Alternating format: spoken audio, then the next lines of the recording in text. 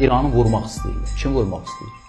Burada əsas tərəf İsrail kimi çıxış edir. İsrail də müharibə 44 günlük Qarabağ savaşında Azərbaycana dəstək verən əsas ölkələrdən biridir. İsrail silahları bizim qələbəmizdə çox böyük rol oynayır. Biz bilmirik ki, arxa planda Azərbaycan hakimiyyəti ilə, Azərbaycan dövləti ilə hansı razılaşmalar olur. Yəni, ola bilər ki, bizim qələbəmizə töhfə verməsinin, İsrailin dəstəyinin müqabilində ola bilər ki, o razılaşma olar ki, bizim ərazimizdən də İrana qarşı İsrail istifadə niyyətində olsun. Necə ki, İranın ən çox bizi ittiham elədiyi nədir ki, siz İsraillə razılaşmışsınız, görürsünüz, Zəncilanda biz onların Zəngilan və Füzuli aeroportlarına necə hələ tikilən vaxtda ən aqressiv reaksiyonu İran göstərdi. Səbəbi nə idi? Çünki İran hesab edirdi ki, burada tikilən aeroportlar gələcəkdə İranın içinə qarşı həyata keçirilən əməliyyatlarda əsas platform olacaq. İran mediası bütün müharibə dönəmində ancaq bunu qabartdı, bunu yazdı. Qoşunlarını da saxladılar. Niyə? Onlar fikirləşirdi ki, İran kimlə deyilsin? Qüdrətli, güclü dövlət. Bunu mən demirəm, bunu elə Amerikanların öz alimləri deyir. Açın Kissingerin İranla bağlı yazdığını oxuyun. Və bu yazmışdı bunu. 2014-cü ildə Kissingerin yazdığı Dünya Nizamı kitabında Kissinger yazır. Əgər İran nüvə proqramından imtina edəcəksə, Hezbollah, Həmas kimi təşkilatları dəstək verməkdən əl götürəcəksə, xüsusən də deyir ki, radikal şiə doktrinasından imtina edəcək. O kimi deyir ki, radikal şiə doktrinası İranın nəzərində, Qərbin nəzərində, bunlar hesab edir 79-cu ildə qurulan sistem, bu İrandakı gəldi vilayət fərqi sistemi, bu Xameyninin nəzəriyyəsi sayılır, amma bu sədr var, onun ideologiyalarıdır ki, Xameyni bunu sistemə saldı və vilayət fərqi sistemi kimi həyata keçirdi. Və Qərb də özünə ən böyük təhlükənin biri bu vilayət fərqi sistemini görür. Qərb maraqlarına bütün yaxın orta şərqdə ən böyük təhlükə İrandakı vilayət fərqi sistemidir. Bunu dağıtmaq üçün vilayət fərqi sistemini məhv eləmək, sıradan çıxartmaq, İranda da 79-cu ilə qədər olan mövcud qərb yönümlü hakimiyyəti bərpa eləmək üçün Amerika hər şey eləyir. Siz baxın, elə bu günlərdə, elə Münhen konferansında kimi gətirdilər, çıxartdılar? Şahın oğlunu. O Şahın oğlun ki, indi bizim Azərbaycanlılar da güya Turan sevdası ilə qışqırırlar, demirlər ki, orada Azərbaycanlıların başına oynatırlar uşaq. Bəs yaxşı, İran özü, İranda qərb demokratiya istəyirsə, və Şahın oğlunu nəyə gətirir? Şahlıq rejimini nəyə gətirir? Demokratiya istəyir. Demək, bunu Amerikanların Qərbin istədiyi İrandan. Demokratiya deyil. Qərbin İrandan istədiyi vilayəti fərqi sisteminin olmamağıdır. Bu sistemin getməyidir. Bunu da İran dini rəhbəri bilir, sistemi bilir. Görürsünüz, Sepah terror təşkilatı elan edədir.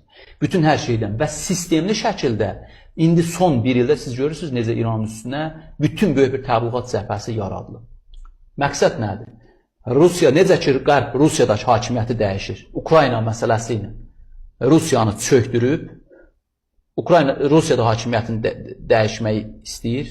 Daha doğrusu, Ukrayna ilə savaşla Putinin hakimiyyətdən getməyini çalışır. Eyni zamanda bu ilin sentyabrından, daha doğrusu ötən ilin sentyabrından Məhsə Əmininin ölümü üzərində biz Qərb kəşfiyyatının necə fəal şəkildə İrana artıq müdaxilə etdiyini gördük. Və Azərbaycanla da konflikti yaradırlar. Türkiyə ilə də konflikti, o vəziyyəti yaratmaq istəyirlər ki, Azərbaycanla İran arasında toqquşma olsun. Burada Azərbaycan təbii şəkildə İrana qarşı düşmənə çevrilsin və İranın içindən də bu iş aparırlar.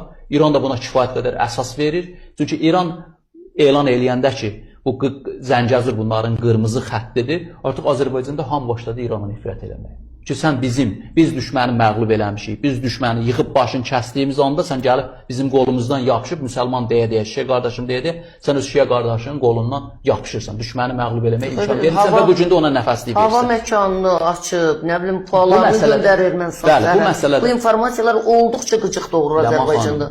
Mən sizə o xəritəni təqdim edirəm. Siz o xəritədən baxın, sonra informasiyaların özünü təhlil eləyin. Bugün Azərbaycan özü, Türkiyənin ərazisinin özü, İran ətrafında elə bir dezinformasiya yaradıblar ki, efirlər, internet açanda hamı dərhal fikirləşir ki, İranla Azərbaycan artıq müharibəyə başlayır. Ancaq mən əminəm və bilirəm də ki, həm İran hakimiyyəti, həm də Azərbaycan hakimiyyəti onların hansı oyuna çəkildiyini çox yaxşı bilir. Onlar başa düşürlər ki, bu fəlakət olar.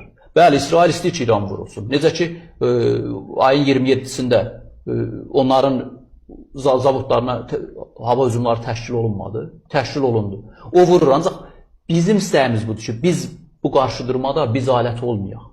Biz alət olacaqsa, biz problem yaşayacaq. Birincisi, bizim hələ böyük bir savaşımız hələ biz tam bitirməmiş. Biz hələ Ermənistanla, 3 milyonluq Ermənistanla müharibəmizi yekunlaşdırıb sülhə çevirməmişik. Bizim öz problemimiz var. Bunu həll eləyək. Bunu həll eləməmiş, digər qonşularla savaş mövqeyində olmaq bizi bu müharibədə də təzələnməsinə və uduzmağımıza gətirib çıxarda bilər. Siz İranı, Rusiyanı, bizimcə Qərbin istədiyi odur. Zorla İranı və Rusiyanı təhrik eləyirlər ki, elə Qərb yönü Paşinyan Ermənistanın arxasında dursunlar. Biz ona getməməliyik. O yayılan dezinformasiyalara hədsiz dərəcədə həssas olmalıyıq. Bir də görürsünüz bir məlumat ötdülər ki, falan yerə keçirdi. İran 4000 sepah. İran 4000 sepah ora niyə keçirsin? Necə keçsin? Ora Türkiyə ilə Rusiyanın monitoring mərkəzi 24 saat dronlarla hamısını müşahidə edirlər. O terrorçuların keçirilməsi məsələsi. Əlbəttə gör. Axı bizdə elə şərt olmuruq. Bizim deputatlar çıxıb şərh eləyirlər. Hökumət səviyyəsində bunu müzakirə şərh eləyirlər. Çünki mediadır. Siz çağırımsınız, məndən soruşursunuz. Şərh eləməməliyik.